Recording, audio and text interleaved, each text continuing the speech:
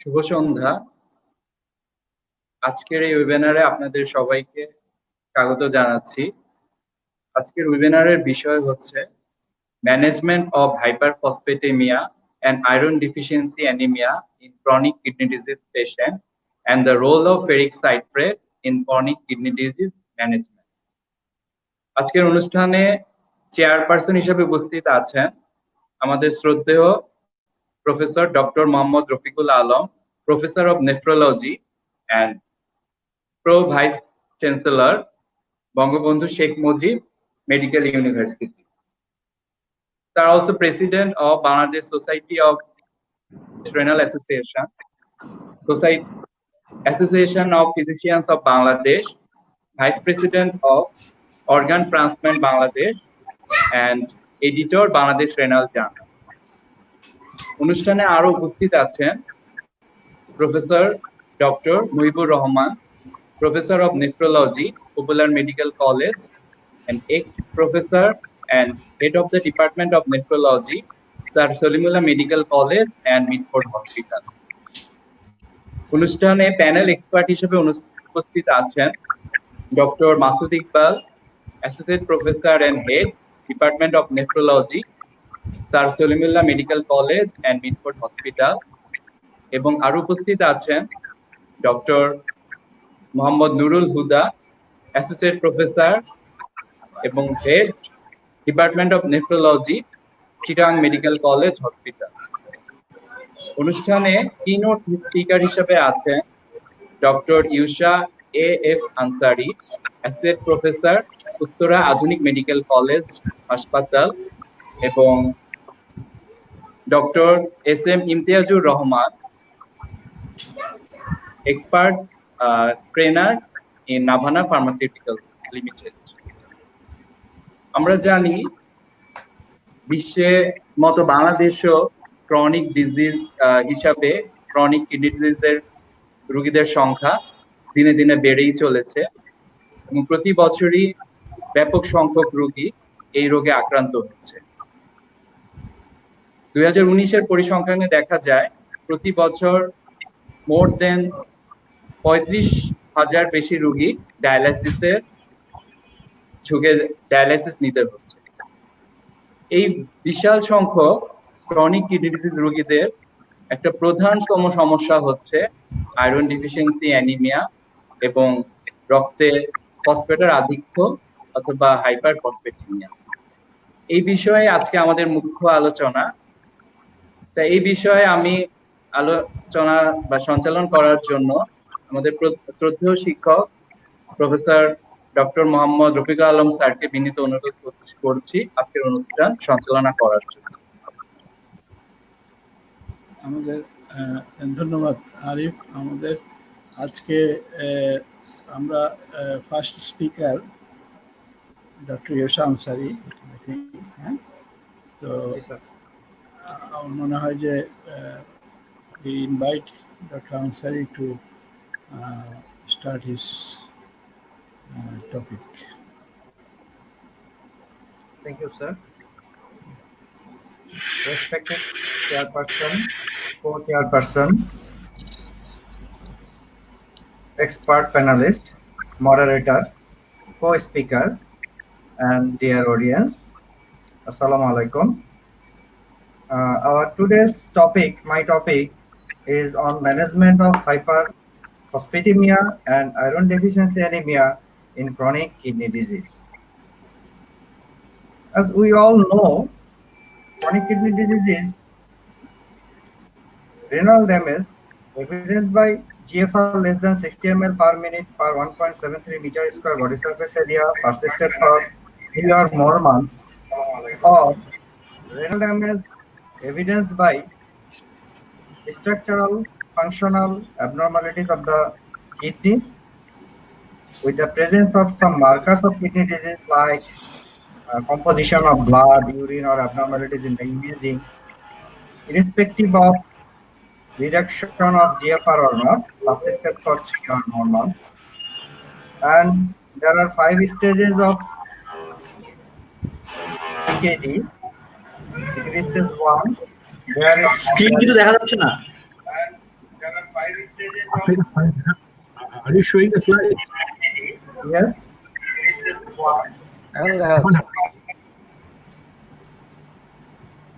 Slide is not visible. It's visible now. It is on. Previously it was visible, and I don't change my setup. Is it okay?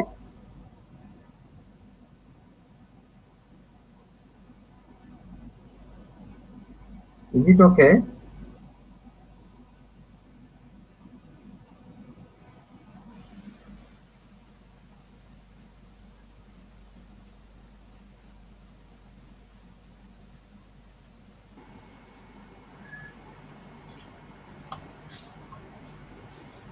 Is it okay? Yeah.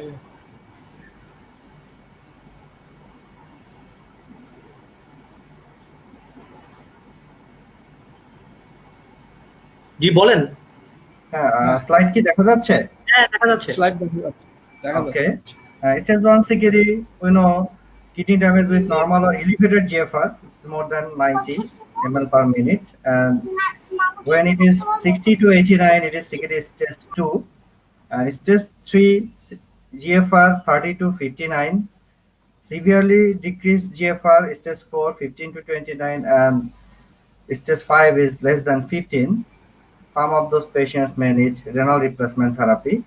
And our today's topic, hyperphosphatemia and iron deficiency anemia, that is the anemia in chronic kidney disease, are more profound in CKD stage 3 onwards. That's started around CKD stage 3 and progresses with the progression of CKD. Stage 3 to stage 5, where when it is progress, these findings will be profound. Now the complication of CKD, there are many complications like bone mineral disorder, anemia, cardiovascular disease, neuropathy, and quality of life deterioration. Today, I will talk partly from bone disease and mineral disorder, that is the CKD MPD, part of this, that is hyperphosphatemia, and also partly from anemia, that is iron deficiency anemia. Now, CKD MPD, a systemic disorder of mineral and bone metabolism due to CKD, manifested by either one or a combination of following laboratory abnormalities such as abnormalities of calcium, phosphorus, parathyroid hormone, or vitamin D metabolism, bone abnormalities in bone turnover, mineralization, volume, linear growth or strength, and calcification in the vasculature and other soft tissue areas. What happened when renal function declining during CKD MPD? Body fights to homeostasis with the reduction of renal function. Renal compensatory mechanism begins to fail, then urinary phosphate excretion decreasing, 125 vitamin D depletion and reduced calcium absorption from the gut, and dysregulation becomes visible in serum with increased phosphate level, increased parathyroid hormone level, and calcium imbalance. And ultimately, clinical manifestations of these factors like hyperphosphatemia, hyperparathyroidism, different clinical syndromes due to calcium imbalance. Phosphorus is the 6th most abundant element in the human body, a highly reactive substance. It occurs in nature, including in the human body as phosphate. Phosphate is critical for the bone mineralization, cellular structure, genetic coding, and energy metabolism. The adult body contains approximately 1,000 grams of phosphorus, of which 80 to 90% is in bone, and additional 10 to 14% in intracellular, and the remaining 1% in extracellular. The interrelation between calcium phosphate metabolism, this is the normal phenomena. In normal renal function, when there is a normal renal function, the kidneys causing calcium reabsorption and phosphate excretion. And in gut, when there is available active form of vitamin D from kidneys, it causing calcium and phosphorus absorption, and in bones resorption, phosphorus release, etc. due to the normal phenomena of calcium phosphate metabolism. But when there is reduction of renal function, then the critical thing is playing underlying, that is the FGF23. It's produced in bone by osteocyte and osteoblast. FGF23 increase as GFR decreased, and it potently suppress alpha-1 hydroxylase enzyme, thus reduce active form of vitamin D and increase phosphate excretion. Phosphate homeostasis is like that. Phosphorus homeostasis is normally maintained through several mechanisms. GI absorption must be matched by renal excretion, and cellular release is balanced by uptake in other tissue. Hyperphosphatemia occurs when the phosphorus load from GI absorption, exogenous administration, or cellular release exceeds renal excretion and tissue uptake.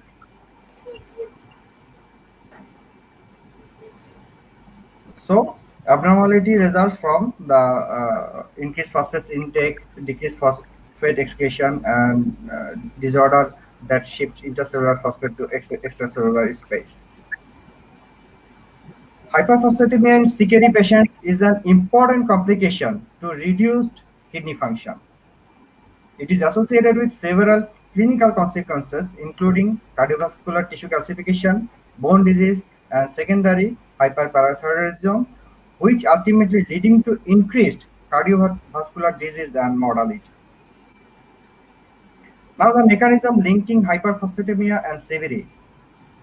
Hyperphosphatemia may directly injure vascular system, vascular calcification, endothelial dysfunction, and oxidative stress, increase FGF23 that inhibits 1,25-hydroxy vitamin D synthesis, which causing decreased cardiac contractility, coronary artery calcification, myocardial fibrosis, and pro-inflammatory effect. In parathyroid gland, it causing increased parathyroid hormone secretion, pro-inflammatory effect, increased interleukin-6, impaired myocardial energy production, cardiac fibrosis, ultimately increased cardiovascular mortality and morbidity. Is vascular calcification is modifiable in CKD? Yes. If we hold two things, that is the hyperphosphatemia, and if we reduce the high level of FGF23, we can halt, because high FGF23 levels causing left ventricular hypertrophy, congestive heart failure, and severity, and hyperphosphatemia causing endothelial dysfunction, vascular calcification, underlying atherosclerosis, and valvular disease, and ultimately resulting different severity events. Vascular calcification, the key role of phosphate, is a new paradigm revealing complex and closely regulated process. Calcium deposition in vessels in the form of hydroxyapatite crystal, like in the skeleton. Stimuli like raised phosphate uremia are liable to promote to differentiate vascular smooth muscle to the osteoblastic phenotype, thus resulting in vascular calcification and causing cardiovascular morbidity and mortality. This is from Hamad et al. They found that the risk of death increased 18% for every 1 milligram per DL increase in serum phosphate level only, irrespective of calcium and parathyroid hormone. So, KDIGO recommends treating serum phosphorus to the normal range in patients with CKD stage 3 to 5, even on dialysis.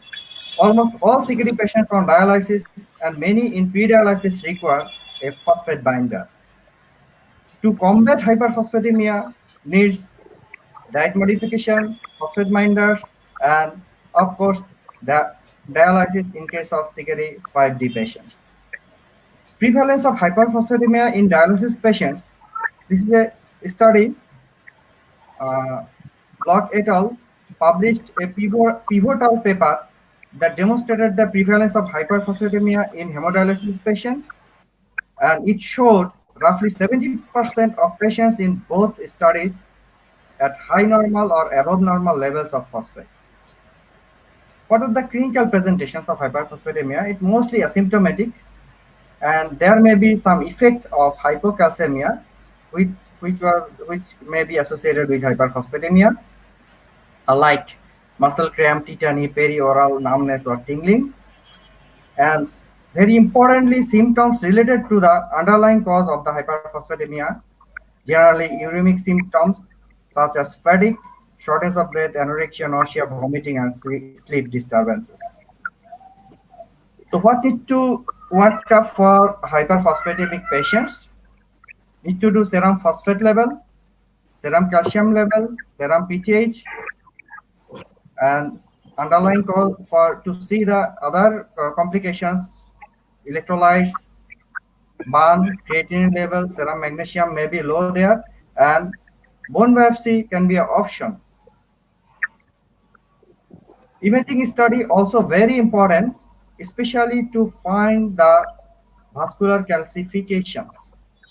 Here we can see the abdominal aortic calcification, very much visualized in the left side of the slide in the lateral view. Now, how can we treat the hyperphosphatemic cases? There are conventional approach, dietary intervention, phosphate binders, active or analog of vitamin D, and calcium mimetics in some cases. Plant versus animal-based diet. We know there are different phosphate-containing diets as well. Mostly those dietary substance from which we get the protein, like phosphorus, naturally occurring element in both animal and plant food sources. Phosphorus content and absorption vary widely between food sources, and is about 40 to 60% of animal-based phosphate is absorbed, compared to 20 to 50% of plant-based phosphate is absorbed. So plant source may be taken by the CKD patients more than animal-based, like meat, red meat, and milk and milk product, those who have higher phosphate level. What are the phosphate binders? There are mainly two groups of phosphate binders: calcium-containing phosphate binders, like calcium acetate, calcium citrate, and calcium carbonate. And there are also non-calcium based phosphate binders. Those are also available, like ferric citrate, sevelamer, lanthanum carbonate, and sucroferric hydroxide. And non-calcium based phosphate binders are more favorable to combat vascular calcification and cardiovascular mortality and morbidity. Vitamin D compounds also very important to set back the milieu to the normal level. Now, the source of high phosphorus in kidney, when there is loss of kidney function and impaired renal excretion of phosphorus, or in gut, dietary phosphorus absorption, and from bone resorption releases stored phosphorus. And how can we treat, and what are the limitations? In end-stage renal disease patient, regular dialysis is very important to remove phosphorus from the blood, but dialysis removal not sufficient to reach target range for all the patients. Dietary change is also very important. Reduce intake of phosphorus and phosphate additives. Increased protein requirement necessitates dietary phosphorus. And phosphate binder to avoid phosphate absorption from gut. And vitamin D, increased calcium and suppressed PTH can increase phosphorus absorption from gut. And calcium mimetics also suppress PTH, induce bone turnover and phosphorus release. There are recommendation summaries from Kerigo. In patients with CKD stage 3A to 5D, treatment treatments of Sigiri MBD should be based on serial assessment of phosphate, calcium, and PTH levels considered together. In patients with Sigiri stage 3A to 5D, they suggest lowering elevated phosphate level toward the normal range. In patients with Sigiri stage 3A to 5D, decisions about phosphate lowering treatment should be based on progressively or persistently elevated serum phosphate. In adult patients with Sigiri stage 3A to 5D receiving phosphate lowering treatment, they suggest restricting the dose of calcium-based phosphate binder. Now, my next topic is iron deficiency anemia. This is the PBF finding of iron deficiency anemia showing microcytes with hypochromic cells, red cells. Iron deficiency anemia in Sigiri is the most important cause of anemia in Sigiri. First step in the management of anemia in Sigiri is supplementation of iron. Correction of iron deficiency with oral or intravenous iron supplementation can reduce the severity of anemia in patients with Sigiri. Untreated iron deficiency is an important cause of hyporesponsiveness to ESI treatment. There are key differences between some guidelines. This is a busy slide. There are in KDOQI 2000 anemia guideline, where in male, when hemoglobin level less than 12 gram per dl, or in premenopausal female, it is less than 11 gram per dl, was causing the anemia in Sigiri. In European best practice guideline shows the similar thing, but KDOQI 2006 anemia guideline shows definition of anemia by hemoglobin. It's less than 13.5 gram per dl in male and less than 12 gram per dl in case of female. In KDIGO, it showed less than 13 gram per dl in male and less than 12 gram per dl in female. And target hemoglobin, almost all the guidelines are 11 to 2 gram per dl, and obviously not more than 13 gram per dl. And target iron status, TSAT, upper limit of TSAT is, lower limit is 20% and upper limit is 50%. And ferritin is within or around 500. Why anemia is so important in Sigiri? There is a cardiorenal anemia syndrome. In anemia, it causes Sigiri or progression of Sigiri due to hypoxia, and in Sigiri there is reduced serum EPO production and causing or precipitating anemia. On the other hand, in anemia there is increased cardiac output hypoxia and in causing congestive heart failure or chronic heart failure, and which also can cause sympathetic activity and increased tumor necrosis factor alpha and other cytokine, which may precipitate anemia. On the other hand, in Sigiri, there is fluid retention, which, as there is hypoxia due to anemia, as a result of activation of renin, angiotensin, aldosterone mechanism, and this fluid retention causing heart failure. So there is a vicious cycle which causing cardiorenal anemia syndrome. So anemia is very important to treat. Impact of anemia on cardiovascular morbidity: it causes increased cardiac workload, decreased oxygenation of heart muscles, symptoms like angina, and abnormal enlargement of the heart.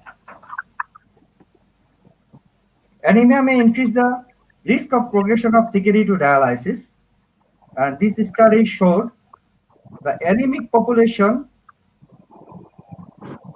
goes into dialysis about 60% cases. And anemia significantly impact mortality in Sigiri patients. And this study showed only anemia can double the mortality with non-anemic group, and with the other comorbidities like diabetes mellitus Sigiri, diabetes mellitus chronic heart failure, diabetes mellitus chronic heart failure Sigiri, with anemia, causing mortality more. Hospitalization risk increases with hemoglobin less than 11 gram per dl in dialysis patient.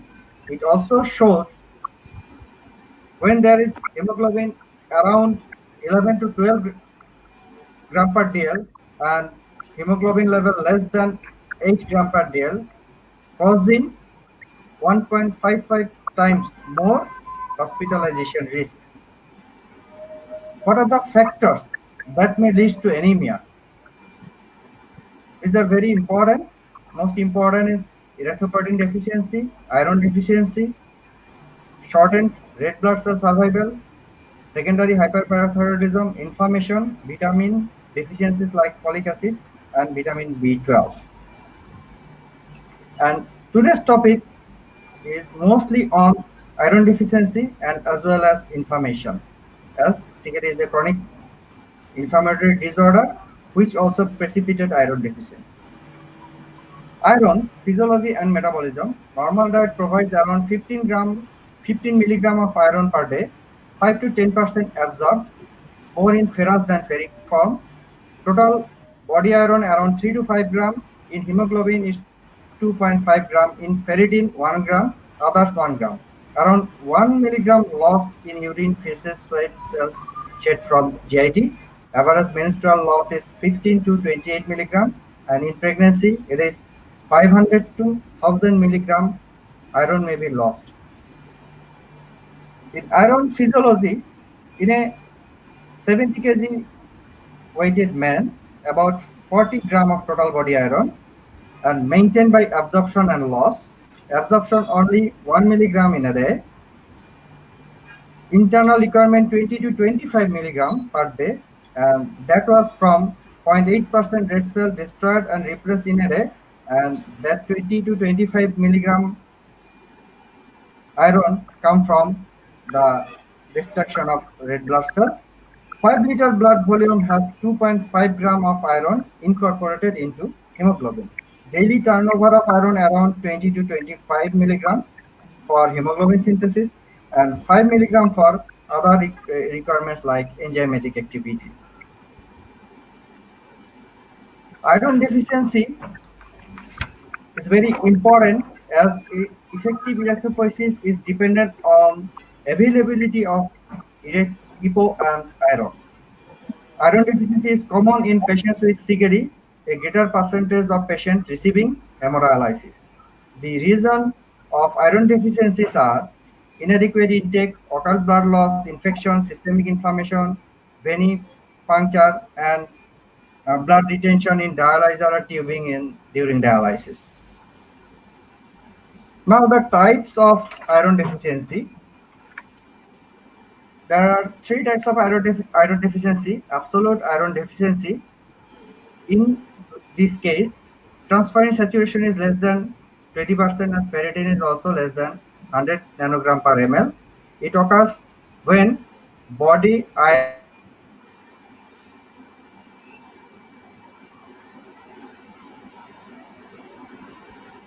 and functional iron deficiency, where there is T-sat is less than 20 to 30%, but ferritin is higher.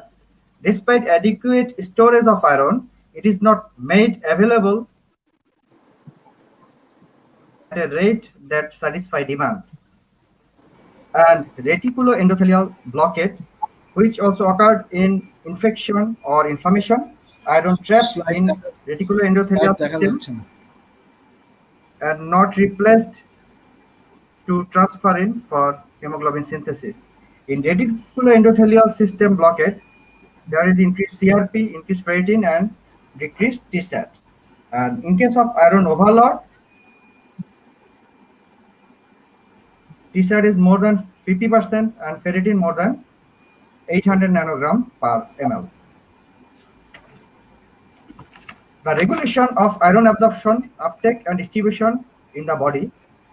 The transport of iron is regulated in a similar fashion to enterocytes in the other transporting cells such as macrophage. And in this phenomena, the hepcidin is very important. When there is inflammatory cytokines, hepcidin released from the liver Hepcidin is a 25 amino acid peptide synthesized from liver in response to inflammatory cytokines like interleukin 6. Increased hepcidin causes the cellular iron transporter ferroportin to be internalized into the cell, like enterocytes, resulting iron does not enter into the circulation. That's why oral iron is not sufficient in every stages of CKD patients.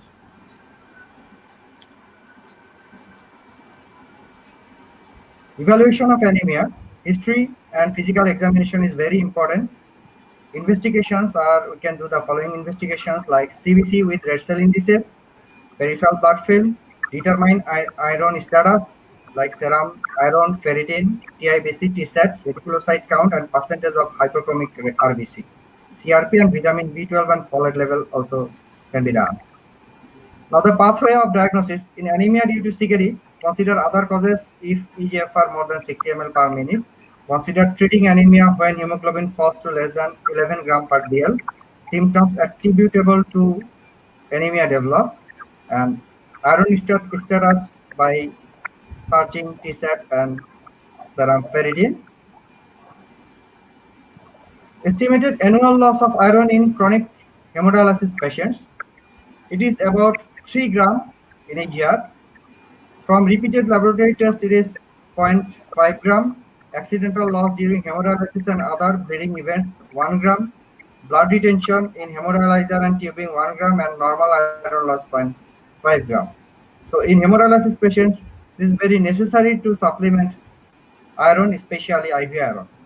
Treatment with iron agents for adult CKD patients with anemia not on iron or ESA therapy, we suggest a trial of IV iron, or in CKD non-dialysis patients, alternatively a 1 to 3 month trial of oral iron therapy. For CKD non-dialysis patients who require iron supplementation, select the route of iron administration based on the severity of iron deficiency, availability of venous access, response to prior oral iron therapy, side effects with prior oral or IV iron therapy, patient compliance, and cost. Oral versus IV iron. Oral agents are generally ineffective in patients on hemodialysis. One exception is ferric citrate, oral iron phosphate binder. IV iron is highly efficacious and standard of care treatment for patients on hemodialysis. Before starting iron therapy, we can calculate the iron deficit through this equation. Iron deficit in milligram is equal to target hemoglobin minus actual hemoglobin into weight in kg into 2.4. This is deficit plus 500 for the storage iron. And in the end result, we can find the total iron to be replaced to combat iron deficiency anemia. Now the pathway of treatment iron, optimizing iron status before or when starting ESA, before deciding whether to use ESA in non-dialysis patient. Iron correction should maintain serum ferritin more than 200 microgram per liter, transparent saturation more than 20%, and percent hypochromic red cell should be less than 6%. Now, how can we evaluate iron status? Evaluate iron status, TSAT and ferritin at least every 3 months during ESA therapy. Test iron status more frequently when initiating or increasing ESA dose, when there is blood loss, when monitoring response after a course of IV iron. Now the cautions regarding iron therapy: when the initial dose of IV iron is administered, patients be monitored for 60 minutes after the infusion, and that resuscitative facilities and personnel trained to evaluate and treat serious adverse reaction be available. Iron during infection, it should be avoided because in active infection, there may be a phagocytic activity, loss of phagocytic activity of macrophage and neutrophil due to IV iron injection in active systemic infection. Now the pathway of maintenance: give iron supplement to maintain serum ferritin 200 to 500 microgram per liter in both hemodialysis and non-hemodialysis patients. and either transferrin saturation more than 20%, unless ferritin more than 800 microgram per liter, or percent hypochromic red cell less than 6%. Monitor iron status no earlier than 1 week after receiving IV iron and at interval of 4 weeks to 3 months routinely. Hemoglobin every 2 to 4 weeks in induction phase or 1 to 3 months in maintenance phase during ESA therapy. Hemoglobin more actively after adjusted ESA dose in clinical setting agreed with the patient. Now, in conclusion, respected chairpersons, sir, co-chairpersons, sir, and honorable teachers, iron deficiency anemia is a common complication of CKD patients. Absolute iron deficiency in CKD patients is commonly defined when transferrin saturation is less than equal to 30% and the serum ferritin concentration is less than equal to 100 nanogram per ml among pre-dialysis and peritoneal dialysis patients and less than equal to 200 nanogram per ml among hemodialysis patients. Guidelines suggest treatment with IV iron in patients on dialysis and either IV iron or a trial with oral and then IV iron in non-hemodialysis patients. This is based on RCT and meta-analysis demonstrating efficacy with IV iron in terms of hemopoietic response and safety. Thank you all. Thank you for patient hearing. Thank you, Dr. AFM Yusha Ansari, for your brilliant presentation. Now our second segment, our next speaker, Dr. SM Imtiazur Rahman, Manager, Medical Affairs and Training, Navana Pharmaceutical Limited. Now I request him to present his topic. Screen দেখা যাচ্ছে? Screen কি দেখা যাচ্ছে? Hello, শোনা যাচ্ছে কথা? হ্যাঁ, শোনা যাচ্ছে। Okay, thank you. Assalamu alaikum. Welcome to all of you to today's live webinar program. I'd like to express my heartfelt gratitude to all of you on behalf of Navana Pharmaceuticals and Journalism Company. Special thanks to Dr. Ansari for his excellent and elaborate presentation. Thank you very much for your nice presentation.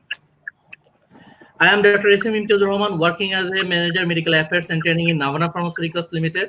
Today, I want to share about role of Ferrixated in chronic kidney disease management. We know chronic kidney disease is a global health issue, and currently affected around 850 million people in the worldwide. In our country, most of patients cannot afford to continue treatment due to huge amount incurred in lifelong treatment. So early stage, if we detect and we patient treatment protocol, if we manage very effectively, we can save more lives.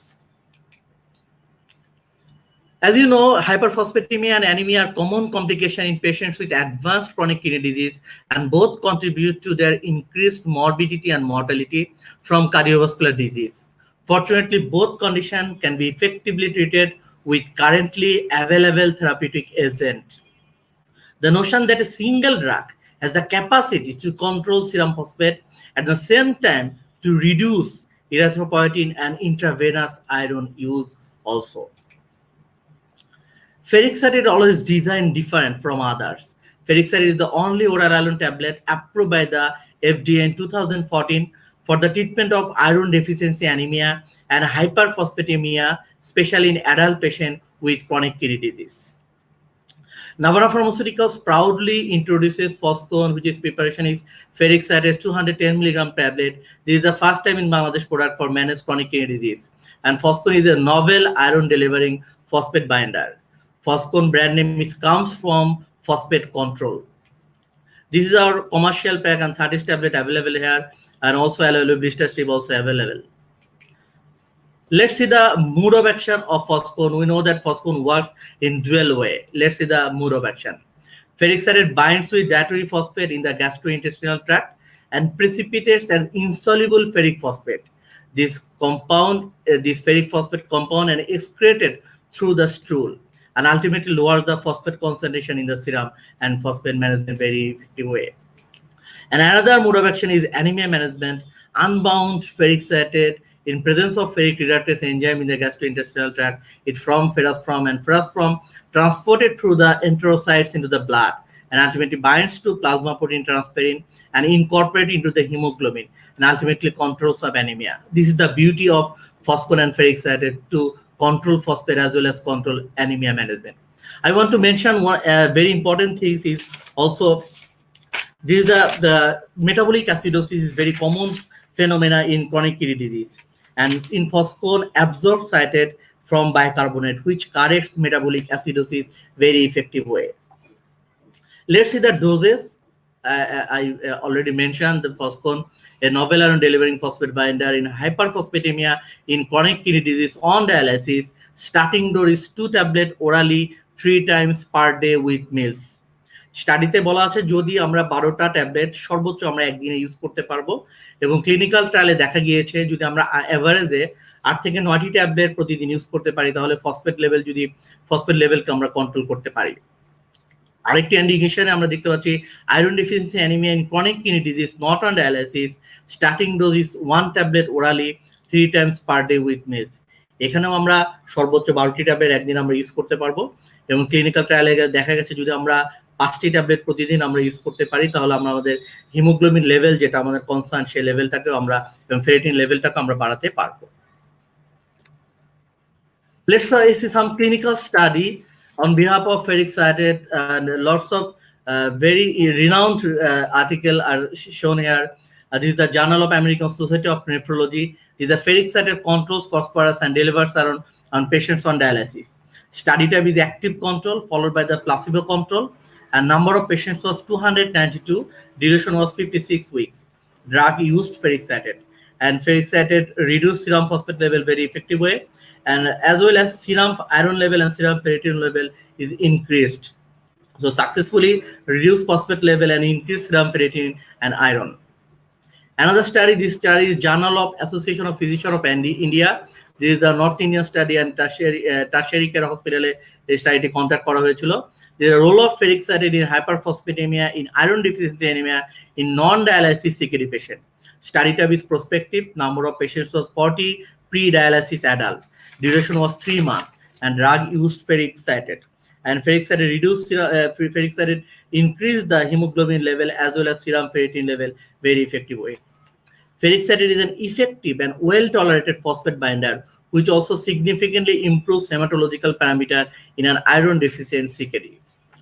Let's see another study. Ferric citrate reduce intravenous iron and erythropoiesis stimulating agent used in ESRD. We know that in end stages renal disease increased demand of IV iron and erythropoietin. If we see the study, we want to clear very smoothly. Study type is phase 3 randomized trial. Number of patients was 441 ESRD, and duration was 52 weeks. Drug used ferric citrate in active control. In active control used calcium acetate and sevelamer. And those patients are used in ferric citrate. In 85% patients, no IV iron required at all. So ferric citrate ensures less elemental IV iron requirement. Another study, nephrology dialysis transplantation, very renowned study, and this study is conducted in Japan. A randomized trial, ferric citrate versus sevelamer hydrochloride in patients on hemodialysis. Study type is multi-center randomized trial. Number of patients was 230 hemodialysis patients, and duration was 2 weeks. Drug used ferric citrate and sevelamer. We know that sevelamer has no control to increase the level of serum ferritin and serum hemoglobin level. Sevelamer only acts on serum phosphate level, whereas ferric citrate both actively works on increase the serum hemoglobin and serum ferritin level as well as reduce the serum phosphate level very effective way. And another study, effects of ferric citrate on fibroblast growth factor in non-dialysis CKD patients. Study type is randomized double-blind study. Number of patients was 117. Duration is 16 weeks. And drug used in ferric citrate. If ferric citrate effectively reduce both fibroblast growth factor C23 and as well as high fibroblast growth factor 23. And ferric citrate elevated serum concentration of fibroblast growth factor 23 have been associated with incidence and progression of chronic kidney disease, left ventricular hypertrophy, heart failure, chronic cardiovascular events, and all cause of mortality in patients with chronic kidney disease.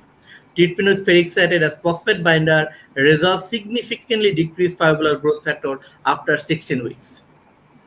I want to summarize my presentation in favor of Foscon. Foscon ensures dual benefits, successfully reduce phosphate level, and improves iron deficiency anemia symptom in CKD. And Foscon ensures less elemental IV iron requirement. Foscon ensures better serum ferritin, hemoglobin, and phosphate level compared to Sevelamed. And Foscon decreased fibrillary growth factor 23 and 23 factor. This all about the presentation in ferric citrate. Thank you so much for precious time to share with us. Thank you, our honorable prescriber. Those are already started prescribing our Foscon. This is a tremendous result they have to already informed. Also, thanks to Raj TV and our honorable participants, our honorable chairperson, co-chairperson, panel expert, our keynote speaker, and moderator, and also thanks to our beloved colleagues, Namra Pharmaceuticals. Foscon definitely play a vital role and new era treatment for CKD management in Bangladesh. Thank you so much. Thank you.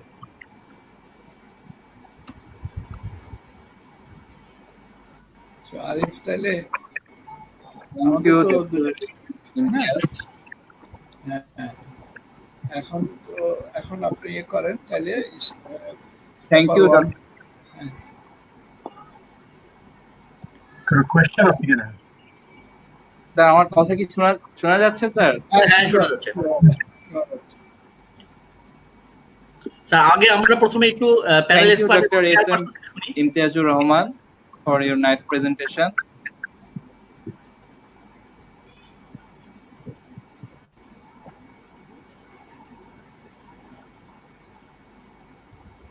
Sir প্রথম আপনি sir আপনারা একটু বলতে থাকেন প্রথম থেকে। আমি প্রথমে আগে রফিকুল আলম স্যারকে রিকোয়েস্ট করছি, স্যার বলেন আগে। আমার মনে হয় প্যানেল অফ এক্সপার্ট থেকে আমরা একটু শুনি। Okay okay doctor Nurul Huda sir please. Are you there doctor Nurul Huda sir? Doctor Masud sir please. Doctor Masud Iqbal please. Thank you, sir. And thank you to the chairman and co-chairman. They are very learned. তো আমি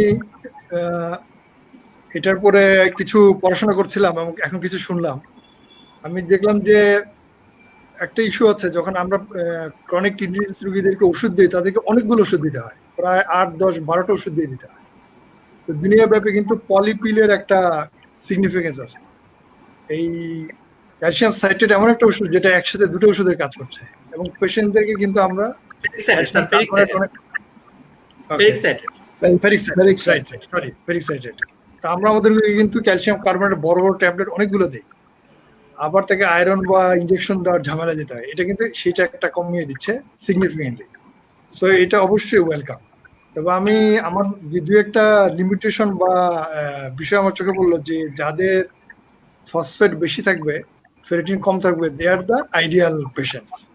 কিন্তু যাদের phosphate লো থাকবে তাদের বেলায় কি করা কিরকম দেয়া যাবে, আবার যাদের ফসফেট অনেক বেশি ফেরিটিন অনেক বেশি তাদের বেলায় বা দেয়া যাবে কিনা, বা ডোজেস কিরকম হবে, এই ব্যাপারটা হয়তো আর একটু পড়াশোনা দেখার বিষয় আছে। তাহলে একটা group of patient definitely benefited হবে। আর একটা কথা হচ্ছে যে আমরা জানি যে ওরাল আয়রন প্রিপারেশন গুলো তো ভালো কাজ করে না, কাজে প্রি ডায়ালিস পেশেন্টদের বেলায় এটা ভালো কাজ করার সম্ভাবনা তো কম। অন্যদিকে যাদের ডায়ালিস হচ্ছে ওদের আবার আইভি ছাড়া ওদের ড্রাগ গুলো ভালো কাজ করে, ওদেরও অ্যাবজর্পশনের সমস্যা আছে। সুতরাং যাই হোক, বিভিন্ন লিমিটেশন থাকবে, স্টিল এটা যে একই সাথে আয়রন ফেরিটিন বাড়াচ্ছে এবং ফসফেট কমাচ্ছে, এটা একটা দারুণ ব্যাপার। আমি দেখি যে এই ওষুধটা 1940s আবিষ্কার হয়েছে, অনেক এক্সপেরিমেন্ট হয়েছে আগে, কিন্তু এবার আবার নতুন করে আসছে। So we must try. আমি লাস্টে শুধু একটা কথা বলবো, সেটা হচ্ছে যেসব ড্রাগ ওরালি খাওয়া হয় এগুলোর বায়ো অ্যাভেলেবিলিটি কিন্তু ভ্যারি করে, এবং এটা পপুলেশন টু পপুলেশন ভ্যারি করে। আমাদের অবশ্যই বায়ো অ্যাভেলেবিলিটি হেলদি এবং ডিজিজ লোকদের অল্প হলেও দেখা উচিত যে এটা রিয়েলি কতটা অ্যাবজর্ব হচ্ছে এবং কতটা ডিস্ট্রিবিউট হচ্ছে।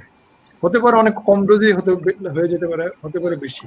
এটা করলে পুরো ইউজটা আমরা নিঃসংক চিত্তে করতে পারবো। বাট আমি বলবো যে it's a very good drug, এবং আমাদের অবশ্যই এটা ট্রাই করার ভালো স্কোপ আছে। আমি থ্যাঙ্কস টু দ্য ফার্মাসিউটিক্যাল যে তারা এটা প্রমোট করছে। Sure. Professor Nurul Huda, do you like Sir, to make some valuable comments? আমি দুইজনের প্রেজেন্টেশনই খুব ভালো হয়েছে এবং উষা তো বেশ ইলাবোরেট প্রেজেন্টেশন দিছো, কিন্তু নেটের একটু ডিস্টার্বের কারণে হয়তো আমরা একটু মানে মাঝখানে সমস্যা হয়েছিল, বাট তার প্রেজেন্টেশন কন্টেন্টটা ভালো ছিল। তো আমি যদি একটু বলি, যে আমরা আমাদের সাথে অনেকেই স্টুডেন্টরা আছে, স্পেশালি অনেক স্টুডেন্ট, স্পেশালি আমাদের চিটাগাং স্টুডেন্ট বা বিভিন্ন স্টুডেন্টরা, তাদের উদ্দেশ্যে আমি বলছি যে আমরা কমনলি অ্যানিমিয়া ফেস করি, যেটা অ্যানিমিয়া যদি আমরা পাই তাহলে আমরা প্রথমে একটা সিবিসি করি, অর্থাৎ সেখানে যদি আমরা হিমোগ্লোবিন কম পাই, এমসিবি যদি কম পাই, অথবা এমসিএস বা এমসিএসসি কম পাই, আরডিডব্লিউ যদি বেশি পাই, গেলে আমরা সাসপেক্ট করি এটা আয়রন ডেফিসিয়েন্সি অ্যানিমিয়া হওয়ার সম্ভাবনা। সেক্ষেত্রে আমরা আয়রন, সিরাম ফেরিটিন, টিআইবিসি অর্থাৎ টিসেটটা আমরা করি, এবং সাথে একটা সিআরপি করি। কেন করি? আমরা জানি যে আয়রন ডেফিসিয়েন্সিটা হয়তো অ্যাবসলিউট হতে পারে, ফাংশনাল হতে পারে, অথবা রেটিকুলার এন্ডোথেলিয়াল ব্লক বা ইনফ্লামেটরি ব্লক হতে পারে। এই তিনটা আলাদা করার খুব সহজ একটা পদ্ধতি আছে, সেটাও বলছে, যদিও প্রত্যেকটা ক্ষেত্রে কিন্তু টিসেট কম থাকবে, কিন্তু ফেরিটিন যদি কম থাকে, 100 কম নন ডায়ালিসিস পেশেন্টে, অথবা ডায়ালিসিস পেশেন্টদের ক্ষেত্রে 200 কম যদি থাকে, তাহলে এটা অ্যাবসলিউট আয়রন ডেফিসিয়েন্সি। আর যদি ফেরিটিন বেশি থাকে, তাহলে আমাদের প্রশ্ন আছে দুইটা, হয় এটা ফাংশনাল ডেফিসিয়েন্সি অথবা রেডিকুলার এন্ডোথেলিয়াল ব্লক। এই দুইটা আলাদা করার জন্য আমরা দুইটা টেস্ট করতে পারি, একটা হচ্ছে সিআরপি আর একটা হচ্ছে হেপসিডিন। হেপসিডিন যদি আমাদের দেশে ওরকম অ্যাভেলেবেল না, কিন্তু সিআরপিটা আমরা করতে পারি। সিআরপি যদি হাই থাকে তাহলে এটা রেডিকুলার এন্ডোথেলিয়াল ব্লক অথবা ইনফ্লামেটরি ব্লক, আর যদি নর্মাল থাকে তাহলে এটা ফাংশনাল আয়রন ডেফিসিয়েন্সি। এখন এই প্রশ্ন এটা আমাদের আলাদা করার দরকার থাকে। অ্যাবসলিউট আয়রন ডেফিসিয়েন্সি আমরা আয়রন দিব, আর ফাংশনাল যদি হয় অথবা রেডিকুলার এন্ডোথেলিয়াল ব্লক হয়, সেক্ষেত্রে আয়রন দেওয়াটা কিন্তু আরো রিস্কি, কারণ রেটিকুলার এন্ডোথেলিয়াল ব্লকে আয়রন দেওয়াই যাবে না। যদি আমরা আয়রন দিই, সেটা আর উল্টা আয়রনটা সেলের ভিতরে থেকে যাবে। আর যাদের ফাংশনাল আয়রন ডেফিসিয়েন্সি ইউজুয়ালি হয় সাধারণত ইএসএ থেরাপির কারণে হয়। সেক্ষেত্রে ইএসএ থেরাপি যদি আমরা, সেক্ষেত্রে আমাদের ইএসএ থেরাপির সাথে দিতে হবে আয়রনটা, আগে আয়রন দিয়ে তারপর ইএসএ থেরাপিতে সাথে স্টার্ট করতে হবে, ফাংশনাল ডেফিসিয়েন্সিটা কারেক্ট করতে হবে। বাট ইএসএ থেরাপি না দিলে সেখানে আমাদের আয়রন ডেফিসিয়েন্সি, আয়রন দেওয়ার কোনো যুক্তি নেই। এটা আমরা একটা জিনিস। আর আমাদের দেশে ফসফেট নিয়ে যদি আমরা বলি, তাহলে ফসফেটটা আমাদের দেশে, বা ক্যালসিয়াম নিয়ে যদি বলি, আমাদের দেশে সবারই মনে হয় ভিটামিন ডি ডেফিসিয়েন্সিটা আছে, অ্যাটলিস্ট 50 to 80%। আমার নিজেরও কম, বা আমার ফ্যামিলি মেম্বার যাদেরই করেছে সবারই দেখে ভিটামিন ডি কম। এটার কারণ আমরা জানি না, জেনেটিক কোনো ভেরিয়েশন আছে কিনা, কিন্তু এবং আমরা জানি যে Sunlight vitamin D source, Sunlight অথবা ফুডের মধ্যে আবার প্ল্যান্ট সোর্স থেকে আসে D2, আর অ্যানিমাল সোর্স থেকে আসে D3।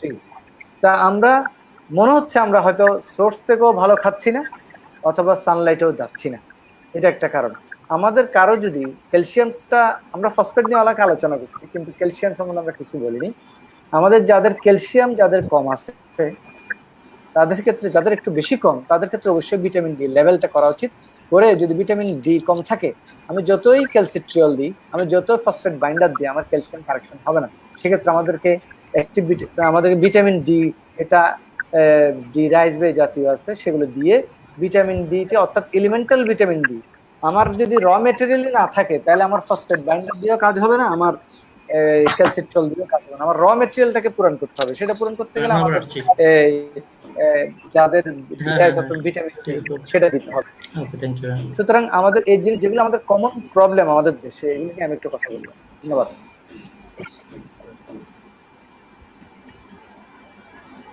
ধন্যবাদ প্রফেসর নুরুল হুদা, অত্যন্ত সুন্দরভাবে। আমার মনে হয় যে ইয়াং নেফ্রোলজিস্টরা, কারো যদি কনসেপশনে কোনো রকম সমস্যা থাকে, প্রফেসর নুরুল হুদার থেকে কথা থেকে সেটা দূর হয়ে যাবে অত্যন্ত সহজভাবে।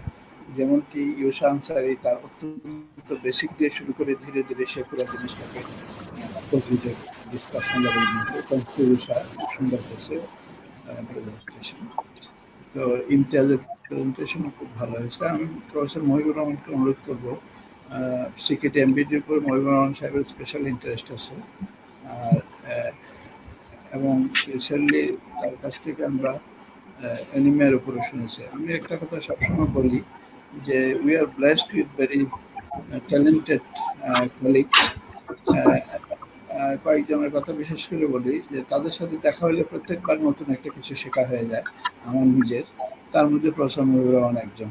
তা আমি তাকে অনুরোধ করব যে আমাদের young afros as well as for we old people আমাদের জন্য সহজ করে anaemia workup and also the relevance of phosphate binder, at the same time the new molecule which is replacing the iron binding the phosphate at the same time seems to be very unique one and promising this very Excited.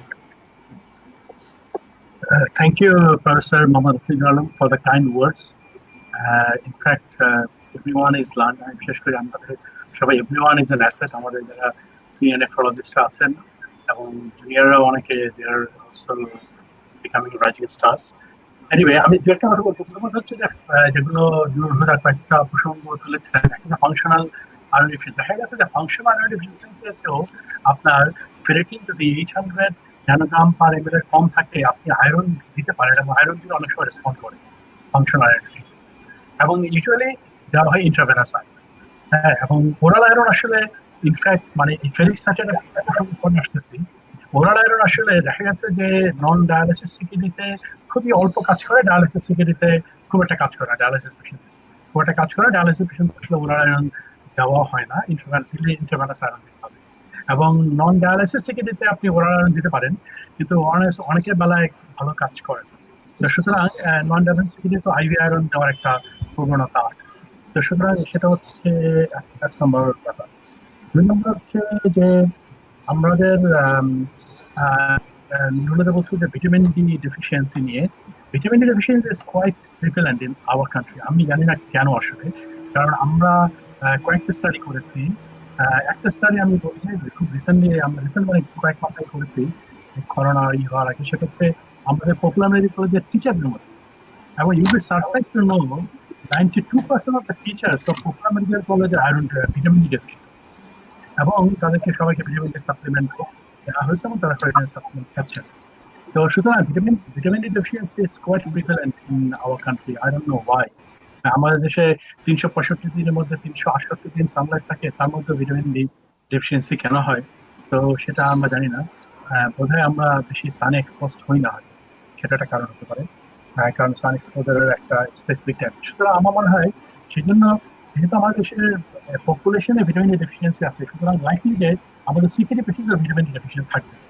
সুতরাং আমি মনে করি যে সব পেশেন্টের 25 NSA vitamin D করা উচিত, এবং ভিটামিন ডেফিসিয়েন্সি থাকলে সেটা আগে কারেক্ট করে বিফোর গিভিং এনি ক্যালসিয়াম বা ফসফেট লাইটার। হ্যাঁ, সেটা আগে কারেক্ট করে, এবং সেটা কারেক্ট করলে দেখা যায় অনেক সময় আপনার ক্যালসিয়াম ফসফেট কারেক্টেড হয়ে যাচ্ছে। এটা হচ্ছে একটা ব্যাপার। ধন্যবাদ হচ্ছে যে আমাদের দেশে একটু প্রবণতা দেখা যায় সবারই যে সিকিডি পেশেন্টদেরকে প্রচুর পরিমাণে ক্যালসিয়াম দেওয়া অ্যাজ ফসফেট বাইন্ডার।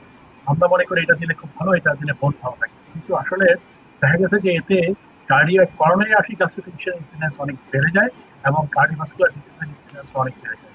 এবং এই জন্য আমার মনে হয় যে ক্যালসিয়াম দেওয়ার প্রবণতা থেকে আমাদের একটু বিরত হওয়া উচিত, তাতে আমরা পেশেন্টদের কার্ডিওভাস্কুলার ডিজিজের, কারণ আমাদের দেশের বেশিরভাগ সিকিডি পেশেন্ট অ্যান্ড হিমোডায়ালিসিস আমাদের সারা পৃথিবীতেই মারা যায় কিন্তু cardiovascular disease rather than kidney failure. তো এটা হচ্ছে আরেকটা ব্যাপার। আরেকটা হচ্ছে যে এই ফেরিক সাইট্রেট নিয়ে কয়েকটা কথা বলতে হয় যে কারণ হচ্ছে ফেরিক সাইট্রেট আসার পরে বেশ কয়েকটা স্টাডি হয়েছে, এবং কতগুলো বেশ কয়েকটা ডক্টর ইমটিএস রেজাল্ট দেখেছেন।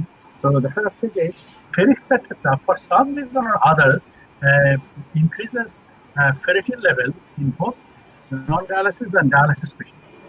এটা নিয়ে এখন একটু কন্ট্রোভার্সি আছে, আসলে কেন ferric citrate works better than other oral irons সেটা এখনো পরিষ্কারভাবে এক্সপ্লেইন করতে পারেন নাই, কিন্তু দেখা গেছে যে ferric citrate is much better as an oral iron than other available oral iron.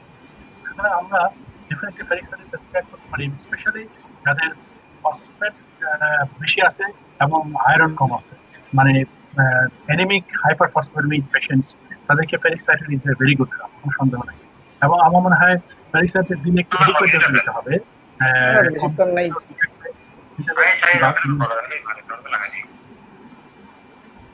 2 করে 3 বার